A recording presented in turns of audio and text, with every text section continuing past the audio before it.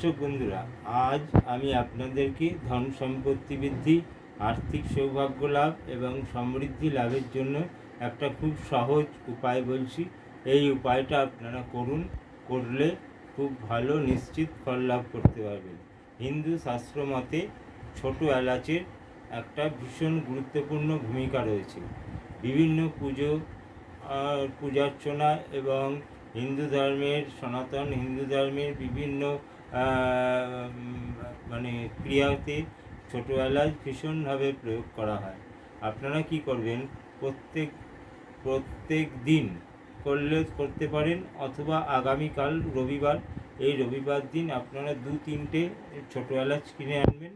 সেই 2-3টে ছোটো এলাচ আপনারা স্নানের জলের বালতিতে ফেলে দিয়ে ওই জল দিয়ে আপনারা স্নান করুন।